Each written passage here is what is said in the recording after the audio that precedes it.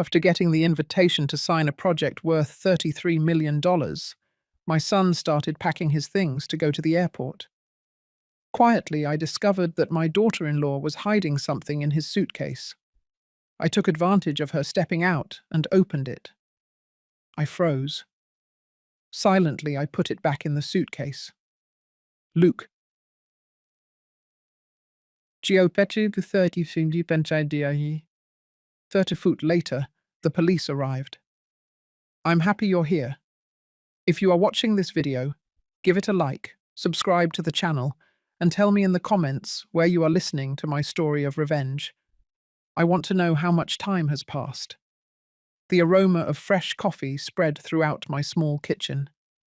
Robert, my son, came downstairs with his face bright as the sun. He greeted me with a brilliant smile. "Mom, today is a big day," he said excitedly. He greeted me with a brilliant smile. At the table, Charlotte, my daughter-in-law, had already prepared breakfast. She greeted me with a brilliant smile, but her smile was weary, as if she was having trouble maintaining it. "Mum, let me get breakfast," Robert said. "Mum, if this goes well, I'm going to be promoted to assistant director. Can you imagine it? The Solar Red Company will expand across the whole country, he said, laughing. His eyes shone. I cried, exhaling excitement. My gaze went to Charlotte. She was silently gathering Robert's personal items into a small box, her movements slow and her back hunched. She didn't respond to her husband's enthusiasm. She didn't smile. Suddenly, Robert's phone rang. It was an unknown number. He smiled, quickly looked at the screen, and stood up. "I'm going outside to answer it," he said, walking toward the backyard and closing the door. I got up to get water in the kitchen, but my eyes never left Charlotte in the living room. She looked toward the yard where Robert was talking on the phone. Then, as if making sure no one was watching, she walked over to his suitcase. Her hand trembled as she pulled out a small packet wrapped in white paper. My heart tightened. Charlotte looked around one more time and quickly hid the packet among the t-shirts in Robert's box. She smoothed the fabric carefully, as if afraid of leaving a mark. When she was finished, she stood up, let out a long sigh, and went to the basement, muttering something about checking the bathroom. The glass of water in my hand was cold, but inside I was burning. Why would Charlotte do something so secretive? I walked to the box, my heart pounding so hard I thought it would break. I looked toward the stairs. Charlotte was still in the basement. I ran to the kitchen, grabbed the plastic dishwashing gloves and put them on. I don't know why I did it. Maybe it was a mother's instinct to protect her son. I returned to the living room, sat down beside the box, and carefully lifted the t-shirt. The package was hidden inside a rolled-up t-shirt. My hands were shaking so much I nearly dropped it. I unwrapped the paper, and inside was a small Ziploc bag. I saw a little white powder, a wad of new dollar bills, and a fake ID card. The photo on the card was of Robert. I felt as if my blood was turning to ice. I couldn't breathe. These were things I had only seen in crime movies, but now they were in front of me, in my son's luggage. If this was what Charlotte was doing, what was she trying to accomplish? To hurt Robert? Or was it some secret I still didn't know about? I looked at Charlotte's beige purse hanging on the back of the sofa. Without thinking twice, I took the packet, put it back in the Ziploc bag, and hid it in the inner compartment of her purse. Then, I replaced the clothes in Robert's suitcase and closed the zipper with a click, as if nothing had happened. I took off the gloves and put them in my son's luggage. My heart was still pounding hard. Just then, the doorbell rang loudly, shattering the silence of the house. I jumped. My shoe nearly fell off my hand. Charlotte came down the stairs with a dark face and panicked eyes. "Mom, who is it?" she asked in a breathless voice. I didn't answer, just walked toward the door, trying to stay calm. Two police officers were on the porch, one older with a friendly smile, the other younger with a notepad in his hand. "Excuse us for bothering you, Mrs. Miller," the older officer said in a calm voice. "We're just doing a routine neighborhood patrol. Is everything okay here?" I smiled, even though it was difficult inside. "Yes, everything is fine, thank you," I replied, trying to make my voice sound natural. They nodded. They saluted me and left. I closed the door and leaned against it, taking a deep breath to calm down. But when I turned around, Charlotte's eyes met mine. She looked at me in silence, then turned and tightened her grip on the strap of her purse. The silence that remained in the house after the police left was suffocating. I walked into the living room, and my gaze stopped at the wedding photo on the television screen. In the image, Robert and Charlotte were smiling radiantly, holding hands in front of the church in Boston. I closed my eyes and let myself be carried away by the memories, back to the days when happiness was still complete. I am Elizabeth Miller, a retired literature professor. At 62, I thought my small family was finally complete. My husband, James, died in a work accident when Robert was starting high school. The day I received the news, I was paralyzed, clutching his photo in the middle of the hospital. Since then, only Robert and I remained, mother and son, supporting each other in this house.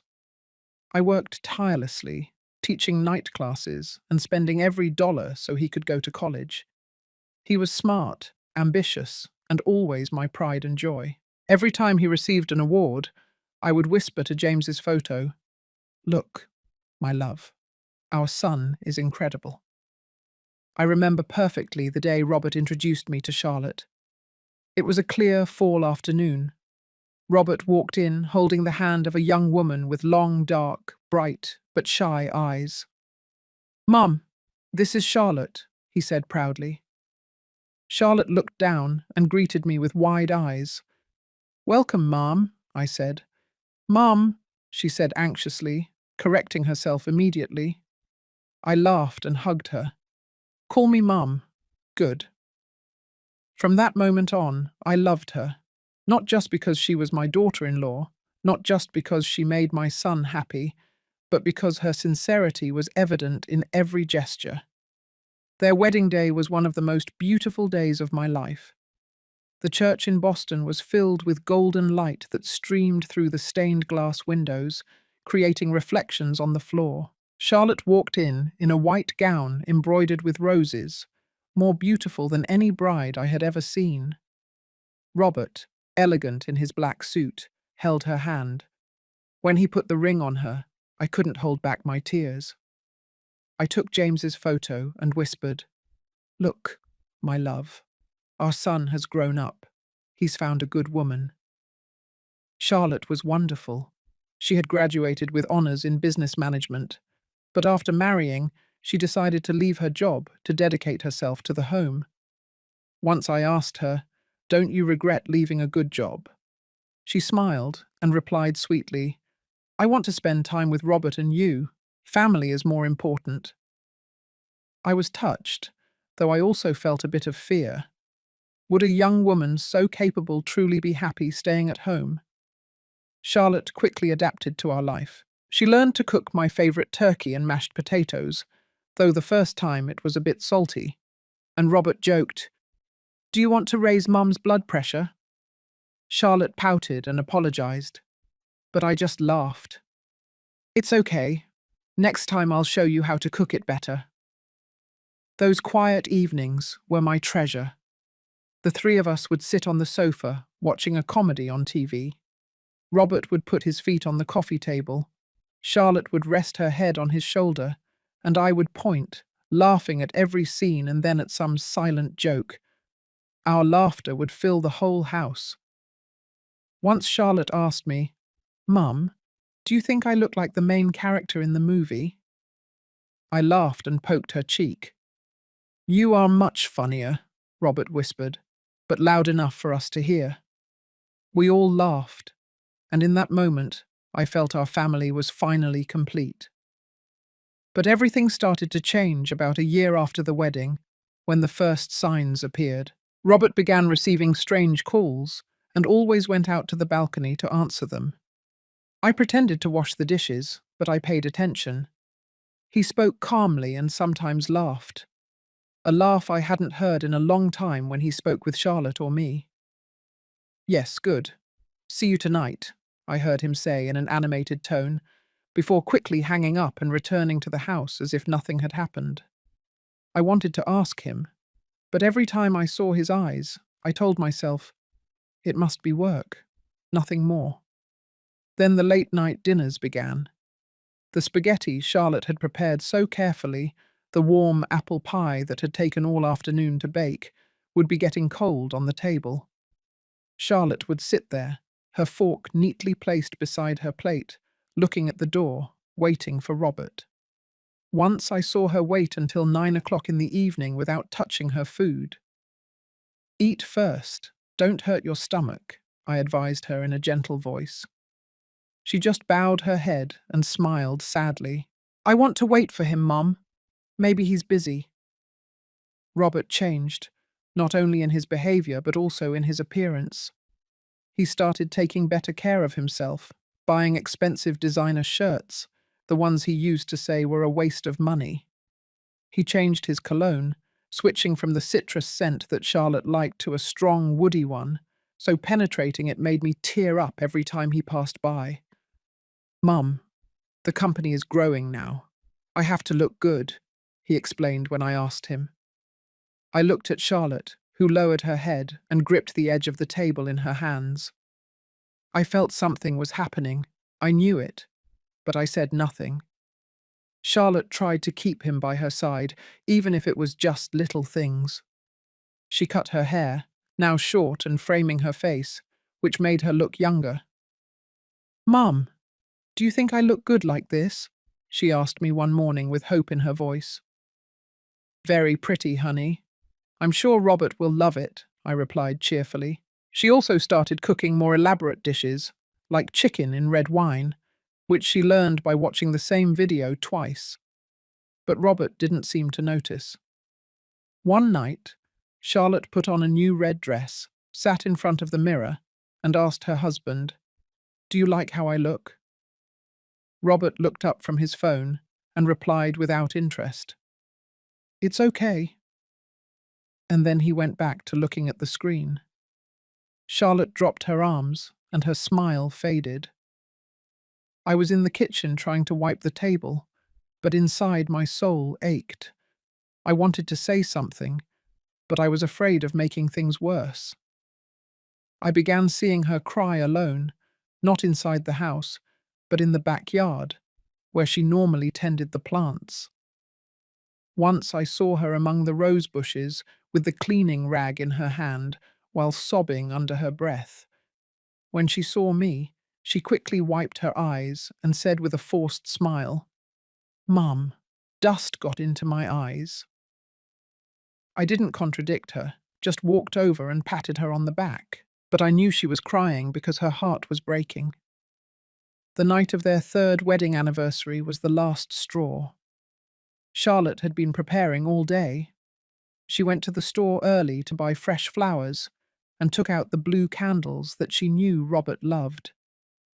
"I asked him to come home early, Mum. I want to surprise him," she told me excitedly. The table was decorated like a fancy restaurant, with a spotless white tablecloth, red roses in the center, and the pot roast she had been cooking since the afternoon. I looked at her and felt affection. At 10 o'clock in the evening, the front door finally opened. Robert stumbled in, smelling of alcohol and an unfamiliar perfume. He threw his briefcase onto the sofa, his eyes bloodshot. Charlotte immediately stood up from the table and said in an agitated voice, "Do you know what day it is?" Robert scoffed and shouted, "I'm tired, Charlotte. What do you do besides cooking and crying all day at home, imagining things?" His voice sounded cold, harsh, as if he wanted to crush any effort she made. Charlotte cried, her hands gripping her dress. I couldn't bear it anymore. I walked over and hugged her from behind. I'll talk to him, honey. Sometimes men get stressed from work. Don't be sad. But deep down, I knew he was lying to me. It clearly wasn't work. The next morning, I waited for Robert in the kitchen when he came downstairs, looking for something to eat. I made him a glass of iced tea, put it in front of him, and said in a serious voice, "Robert, you shouldn't talk to your wife like that. She spent the evening preparing something for you." He interrupted me, angry. "Has Mum complained again? I told you she's becoming more and more unbearable." I froze, looking into his eyes, searching for the respectful son I once had, but only seeing a cold gaze full of contempt. "She is your wife, not a stranger," I said firmly. He looked at me without hesitation. "Mum, stay out of our business." Then he turned and left the kitchen, leaving me alone with a cold cup of coffee. The atmosphere in the house became heavy. Robert and Charlotte barely spoke to each other. Meals, once a family gathering, were reduced to the sound of silverware hitting cold, hard plates. Charlotte ate in silence with downcast eyes, while Robert finished quickly, as if he just wanted to get away from the table. I, sitting between them, tried to start a conversation by talking about the weather or the food, but all I got were short answers. "It's delicious, Charlotte," I said once, trying to break the ice. She nodded with a cold smile and continued eating. I looked at Robert, but he barely looked back without saying a word. A week later, Robert came home earlier than usual, a rarity in those months. I was cleaning the living room when I heard the keys in the door. He walked in with an animated expression, put a thick folder on the table, and said excitedly, "Mom, Charlotte, I have good news." I stopped cleaning and looked at him. Charlotte, who was cleaning vegetables in the kitchen, also stopped and looked at him with curiosity. Robert sat down, opened the document folder, and said proudly, "My company received an invitation to go to New York to sign a contract to build a solar power plant valued at over $33 million. If this deal goes through, I will be promoted to assistant director." He burst out laughing, slamming his hand on the table, as if the whole world were his oyster. I couldn't contain my joy. I patted him on the back. "That's wonderful, Robert. Luck is finally on your side. When you succeed, you'll have more time for your family, right?" I said hopefully, wishing this opportunity would be the light that would help clear the tension between him and Charlotte. I looked at her, expecting a smile, a sign of enthusiasm, but Charlotte did not look happy. She slowly put the chopsticks she was holding on the table. Her gaze was fixed on Robert, without a hint of warmth. A fake smile appeared on her lips, but it failed to conceal the tension. "How long will you be gone?" she asked in a neutral voice, as if the question had nothing to do with Robert's good news. I noticed something strange in her tone. It wasn't curiosity, it was distrust. Robert scoffed and replied briefly, 3 days. The meeting is on Friday." Charlotte didn't say anything more. She just nodded and stayed silent, carrying the dishes to the kitchen, even though lunch wasn't over yet. I watched her walk away with a heavy heart. That night, I stayed in my room with the book open in my hands, but my mind was elsewhere. Suddenly, the shouts of an argument shattered the silence of the house. I put the book down, walked slowly toward the door, and opened it a crack to listen better. Charlotte's voice sounded full of suppressed anger, as if she had held it inside for too long. "Aren't you going with her? Wasn't there anyone else in the company who could go? Why did it have to be you?" I could hear the pain in her words, as if her heart was breaking too. Robert shouted furiously, "Are you crazy? This is a real business trip. Stop imagining things. You're destroying my career." Charlotte was trembling, her voice shaking. "It's Lisa, isn't it? Your new secretary. Don't think I don't know about those times you said you were meeting with a client, but you were actually eating lunch with her." I froze, my hand clutching the doorknob. Lisa. That name struck me like a lightning bolt. I remembered when I went to visit Robert at the company and saw that young secretary with bright blonde hair and a sweet smile, but with a cold look. She was always too kind to him, but distant with everyone else. It could be. A loud crash echoed, perhaps the sound of a vase being knocked over. I was startled. I took a step toward the door, intending to intervene, but I stopped. I remembered Robert's look of contempt the other day when he told me not to interfere. I lowered my hand with a heavy heart. I told myself it was just a couple arguing and they would fix it on their own. I sat down, but sleep wouldn't come. Outside, the wind rustled through the leaves, producing a constant murmur. I closed my eyes, praying that that contract of $33 million would be the opportunity for Robert and Charlotte to find each other again. Robert's hurried voice from the living room pulled me out of my thoughts about the previous night's fight. "Mum, hurry! The taxi is here!" he shouted impatiently. I quickly put on my dress and walked out. We arrived at the Boston Logan Airport in a tense atmosphere.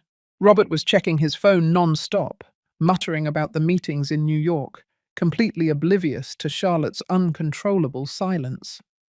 She was sitting in the back with me, gripping the strap of her beige purse with a blank stare.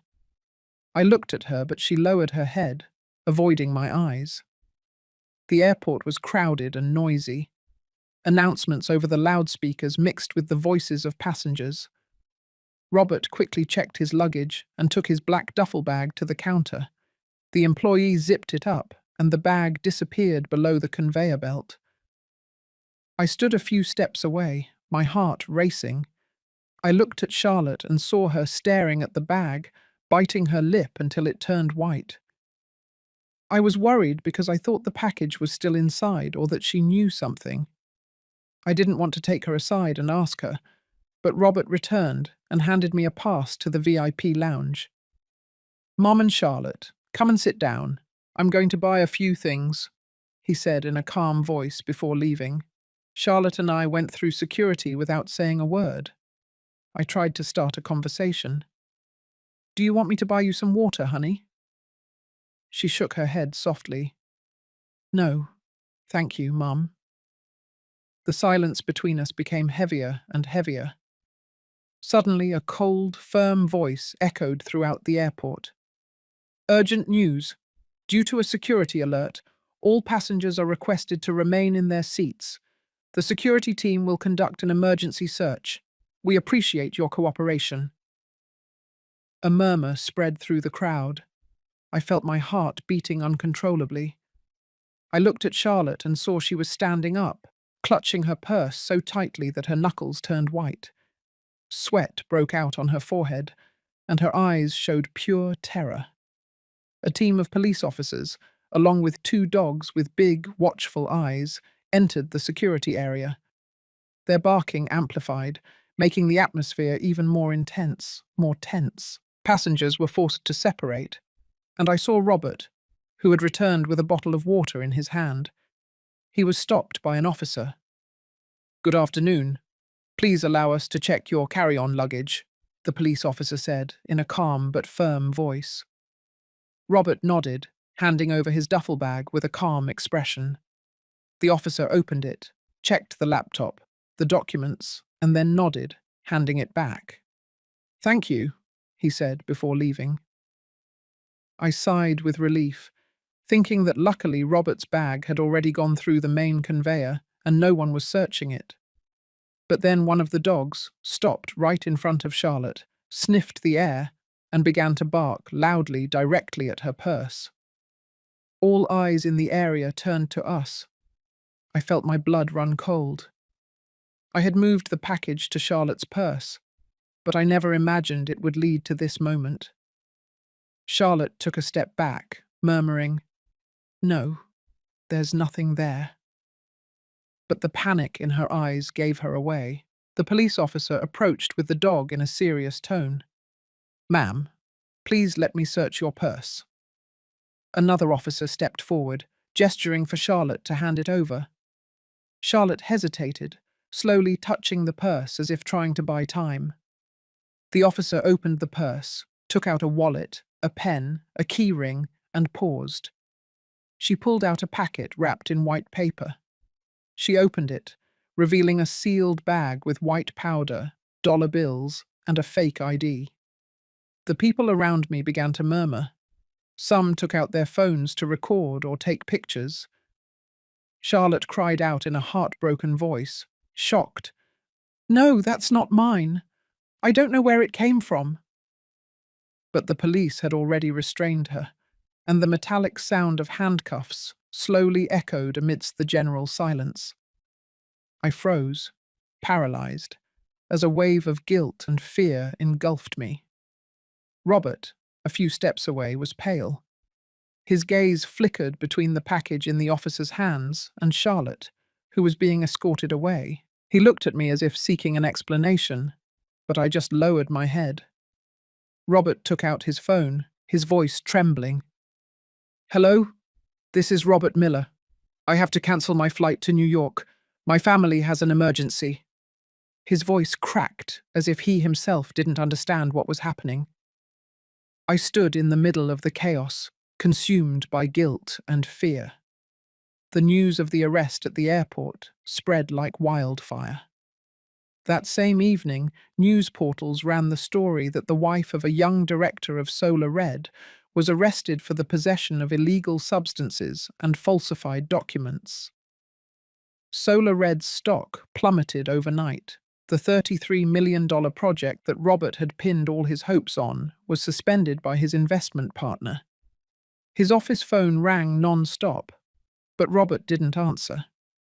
He locked himself in his office with the door closed, the only sound being the rhythmic thud of his fist hitting the desk. I stayed outside, my hand on the doorknob, wanting to knock, but terrified of finding a Robert I would no longer recognize. Finally, I went to the kitchen and made him a cup of ginger tea, as I had done for him when he was nervous since he was a child. I knocked gently on the door. "Robert, honey, I brought you some tea." He opened the door. His eyes were red and his hair was messy. He slumped into his chair, clutching his head. "Why, Mum? Why did she have to do this to me?" His voice was shaky, a mixture of pain and anger. I put the cup in front of him, took a deep breath, and sat down. I knew the moment had come to tell the truth, even if it might make him hate Charlotte even more. I started talking slowly, each word weighing on me. "I saw Charlotte put a package in your luggage this morning. I put on gloves, opened it, and found a bag with white powder, money, and a fake ID with another name. But your photo." I paused, looking into his eyes, waiting for his reaction. He lifted his head. His gaze went from surprise to fury. "She dead?" he yelled, slamming the table hard, making the cup rattle. "She dared to do this to me?" I continued, my voice shaking. "I don't know why she did it, but I couldn't let you take that package on the plane. I moved it to her purse just before the police arrived." Robert looked at me, his eyes wide with disbelief, but his anguish got the better of him. "She deserves it," he shouted, standing up and pacing back and forth. "She wanted to destroy me, to ruin my career." I watched him consumed by rage, while the weight on my chest grew heavier. His anguish worried me. He didn't ask why Charlotte would do something like that, or if there was a deeper motive. He only believed that she had betrayed him. That same night, I heard him call his lawyer with a cold voice. "Immediately file for a unilateral divorce. Reason: my wife's behavior has seriously damaged my reputation and career." I stood on the other side of the door, listening to every word, while shame cut me like a knife. I had led Charlotte to this situation. But I couldn't understand what had led her to do such a thing. A girl as sweet as Charlotte. Why would she do it? The following days, I couldn't sleep well. The images of Charlotte tending the plants in the garden, the food she prepared so carefully, her sweet smile when she spoke of Robert, all appeared with painful clarity.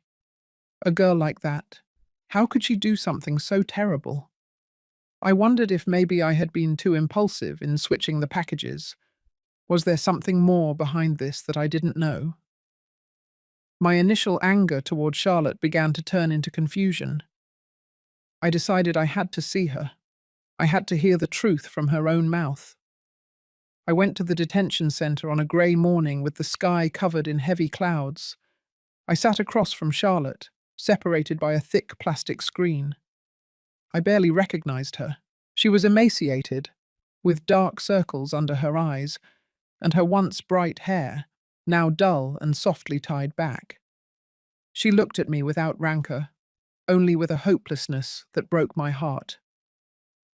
"Charlotte," I said fiercely, "why did you do it?" I asked her directly without beating around the bush, because I knew the visiting time was short. Charlotte lowered her head, clasped her hands together, and began to cry. Her voice trembled.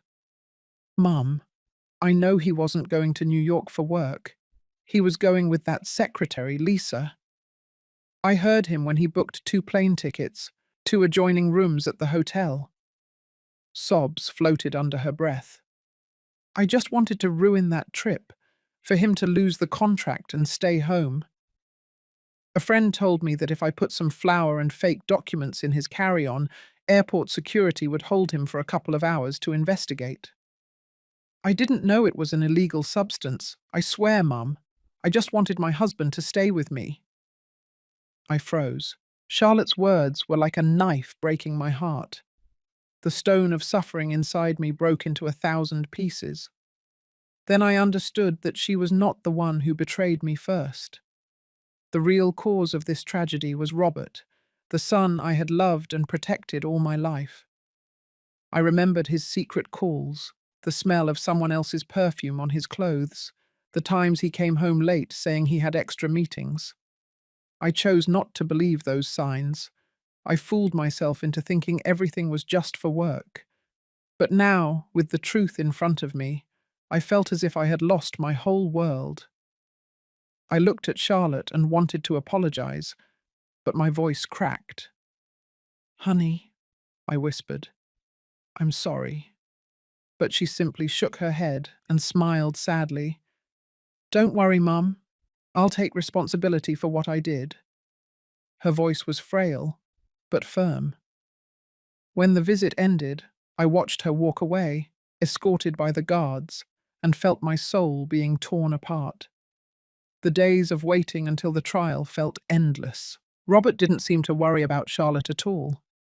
He locked himself in his office, making calls to save the Solar Red Company. The stocks were plummeting, and the $33 million project, which was his great hope, had been suspended by the partners. But instead of worrying about his wife, he only thought about divorce. "She doesn't deserve to be with me," he told me in a cold voice, as if Charlotte were a stranger. I looked into his eyes, trying to find my beloved son that I had, but only saw a man closed off by pride and anger. I couldn't stay by his side. I used all my retirement savings, the money I had saved for years, to hire a good lawyer for Charlotte. I found him in a small office in downtown Boston and told him the whole truth, that I had switched the packages, that Robert had betrayed Charlotte, and that Charlotte had only acted out of desperation. "Ma'am," the lawyer said in a serious voice, shaking his head, "a good intention does not justify a crime. The amount of substance found is too much. We can only ask for a reduced sentence." I cried with a heavy heart. I knew the chances of saving Charlotte were minimal, but I had to do it, if only to redeem myself. On the day of the trial, the courtroom was cold and solemn, with white walls and hard wooden benches. I sat in the family area near Robert, He was dressed in an expensive suit, his face impassive, never once looking at Charlotte. She was in the dock in a heavy prison uniform, small and broken, her hair tied back slightly, her eyes empty, but she stood tall, clinging to her last bit of dignity. The prosecutor presented the evidence with irresistible precision: the bag of white powder, the bundles of money, the fake ID in the name of Richard Morris, and the testimony of the airport police. Every piece of evidence was a blow to my heart. Charlotte's lawyer tried to defend her, explaining that she acted in the middle of an emotional crisis caused by her husband's betrayal. "Your Honor, my client only wanted to keep her husband, not commit a serious crime," he said in a firm voice. But the judge just shook his head, his expression impassive. "Personal intentions do not justify a violation of the law," he replied. The judgment was swift and merciless. The judge tapped the gavel, and his voice resonated. Charlotte Reed is sentenced to 7 years in federal prison for illegal possession and transportation of prohibited substances. The sound of the gavel was like a sword blow that shattered all hope. Robert's divorce was also approved at that moment, like a cold ending to a marriage that was once full of love. Charlotte did not cry, only closed her eyes, her shoulders shaking as if trying not to collapse. When the police took her away, they passed in front of us. Her gaze met Robert's, now devoid of love, only emptiness. Robert stood there with his arms crossed and his face impassive. When Charlotte disappeared from view, he turned to me with a smug smile and muttered, "Serves her right for being a traitor." That sentence was like an impact that ignited the powder keg inside me. All the restraint, the pain, and the anger exploded. I couldn't take it anymore. In the courtroom, amidst the reporters who still held cameras and microphones, I turned to Robert with a trembling hand and slapped him with all my might. The loud sound echoed, and everyone around us froze. "Traitor!" I cried, my voice broken with anguish and pain. "Who was the first to betray Robert? If you hadn't been unfaithful, if you hadn't dismissed and crushed Charlotte's love, it wouldn't have ended like this. You caused this tragedy, and you still dare to laugh." The audience remained silent. Only the click of the cameras could be heard. Robert, startled, touched his red cheek and looked at me as if I were a stranger. "You're blind, Mom," he yelled. "You're defending a criminal instead of your own son. Lisa is the only one who understands me and deserves to be by my side." When I heard Lisa's name, I felt nothing but revulsion. I looked straight into his eyes with a damp voice. "If you dare to bring that woman into this house, the house your father built with his sweat, consider that you have no mother. From now on, don't call me Mum." I turned and walked away, ignoring Robert's furious shouts and the curious looks of the people. As I imagined, Robert showed no remorse. A few days after the trial, I heard the sound of his suitcase being dragged across the floor to the front door. I stood there, watching his silhouette walk out the front door without a word. On the counter, he left a hastily written note. "I will show you that my decision was the right one." I took the piece of paper with trembling hands, my heart heavy with despair. I went to his room and started organizing what was left: the photos of him and Charlotte, the happy moments I cherished so much. I put them in an antique wooden box, closed it, and placed it in the corner of the closet. I knew Robert would have to hit rock bottom to open his eyes. It wasn't long before I saw him on the news. Robert held a press conference at a luxury hotel in downtown Boston. Dressed in an expensive suit, he sat in front of a dozen microphones and declared with a confident voice, "I finalized my divorce and fired several disloyal employees. Solar Red will continue to grow stronger than ever." Then he introduced his fiancée, Lisa Morgan, his young secretary with bright blonde hair and a brilliant smile. She leaned on his arm, her lips painted in a smile that I only saw as calculated. Sitting in front of the television, I clutched the remote quietly, my heart heavy. I remembered the times I went to the company to visit Robert. Lisa was always nice to him, but cold and distant with the other employees. I never imagined she would go to the extreme of showing herself publicly with Robert, so soon after Charlotte's conviction. Robert began living a life of luxury, as if to show that he didn't need anyone else but Lisa. I heard the neighbors whispering that he bought her an expensive sports car, designer handbags, and took her on trips to places he used to say were only for special occasions. I saw the photos in the newspapers of Robert and Lisa smiling in a fancy restaurant and felt my heart sink. I thought of Charlotte, sitting in a jail cell, and wondered how my son could be so blind. To compensate for the losses from the $33 million project, Robert plunged into risky investments, ignoring the advice of his former partners. "Neighbor, Robert's company is full of debt," Mrs. Rose told me one morning at the supermarket. I just nodded, trying to hide the growing worry inside me. The downfall came faster than I imagined. One morning, while I was making coffee, my phone vibrated with a news alert. The headlines on the screen screamed, "Solar Red CEO, Robert Miller, under investigation for financial fraud and business manipulation. A partner accuses him of insider trading," and I stood there with trembling hands. The coffee pot almost fell. The article revealed something even worse. Lisa Morgan had disappeared, taking all the money from the company's reserved funds. They said she had run off with Robert's biggest competitor. I sank into my chair between pain and anger. I had warned him, but he wouldn't listen. Now his arrogance and blindness led him to this end. That night, the rain was pouring down. The downpour hammered hard on the windows, as if trying to break the silence of the house. I was sitting in the rocking chair to escape my heavy thoughts when I heard a faint knock on the door. I stood up with a small sense of uncertainty in my chest. When I opened it, I saw Robert standing there, soaked. He was no longer the elegant CEO he had been before. His wrinkled suit clung to his body. His hair was slicked back, his face drawn and tired. His eyes were red, full of despair and regret. I stood there, not knowing what to say. I just looked at the son I had loved all my life. Then Robert slid under the porch, out of the cold rain. "Mum, I've lost everything," he said in a heartbroken, trembling voice, like a lost child. Seeing him soaked in the rain, my heart ached, but I knew it wasn't the time to coddle him.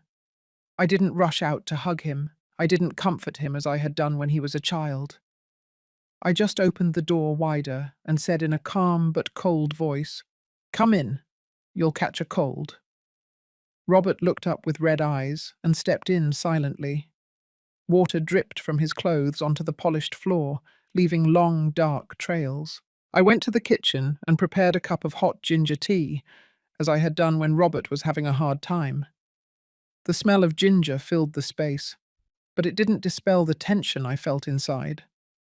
I put the cup in front of him and sat in the chair across from him, waiting in silence. I wanted to hear him, to know what he had understood after everything that had happened. Robert, trembling, took the cup, and the heat seemed to calm him a little. With the sound of the rain in the background, he began to speak in a hoarse voice, a subdued voice, as if every word was difficult to pull from his soul. "Lisa was never honest, Mom," Robert said, looking at the cup. "Every time I talked about getting married, she changed the subject. She said we needed more time, or that my career was the most important thing right now." He paused for a moment, gripping the cup tightly, regaining his composure. "She encouraged me to make risky investments, promising huge profits. I believed her, Mum. I thought she wanted the best for me, but it was all a trick designed by my business rivals." He recounted in a deadened voice what happened that morning. "I woke up in the apartment I had rented for her. The safe was empty, the drawer was open, and the company account was empty. Lisa had taken all of Solar Red's reserved funds and disappeared with my biggest competitor. Robert lowered his head, his shoulders shaking. I've been suspended from my position. I'm under investigation for fraud. My partners have turned their backs on me. My friends have distanced themselves. The apartment I was renting, the car I was paying for, everything is about to be repossessed. I'm dead in the water, Mum. I've lost everything. He looked at me with tearful eyes, desperate and remorseful. Now I understand, Mum. Now I understand how much Charlotte truly cared about me. He began recalling the small details, as if memories of Charlotte returned one by one, painful but clear. She knew what I liked to eat and what I didn't. She shined my shoes every morning with care, without a single wrinkle. When I was sick, she spent the whole night by my side, taking care of me without complaining.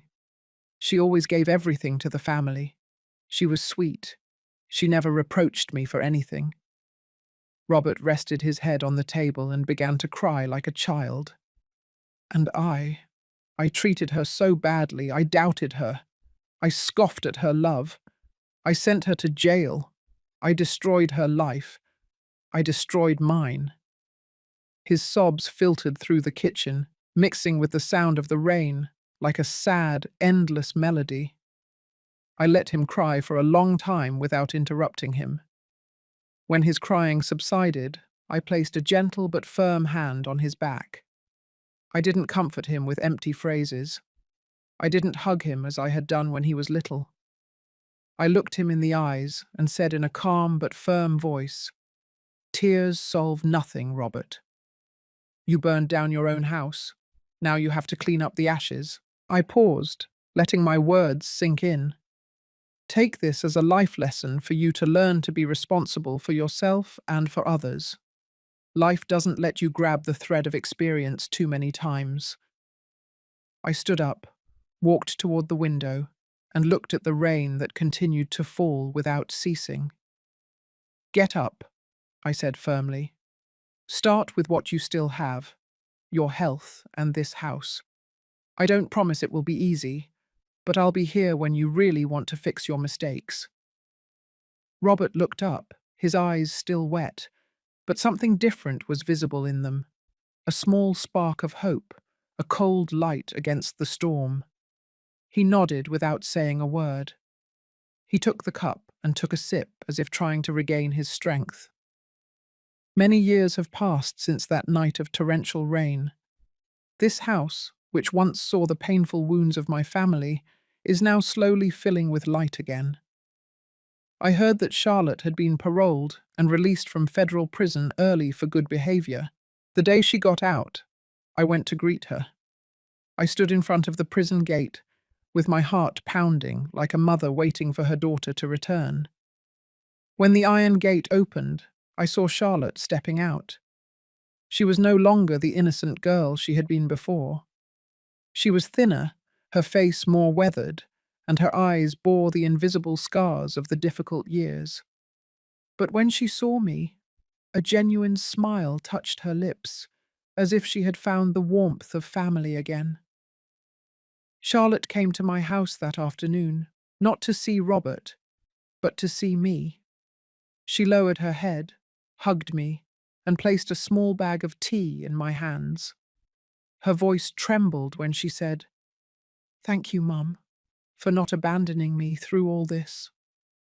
I looked into her eyes and saw sincerity, and also pain that hadn't gone away yet. During the years Charlotte was in prison, I visited her frequently, bringing her her favorite snacks and the books she used to read with me. I wanted her to know that even though she had made mistakes, I never stopped seeing her as my daughter. "You don't have to thank me," I told her, holding her hands. "Now you are free. I am the one who owes you an apology." Charlotte told me she was going to move from Boston to a small town in the South to start over. "I want a quiet life, Mum. No noise, no complications," she said. Her eyes sparkled when she talked about the future. I hugged her and squeezed her hands. You don't owe anyone anything anymore, Charlotte. Go live in peace. Be happy. You deserve it. We embraced for the last time. A big hug, full of affection, understanding, and forgiveness. When she left and her figure disappeared at the end of the road, I knew she was all right, that she had found the strength to rise from the ruins. Robert never saw Charlotte again.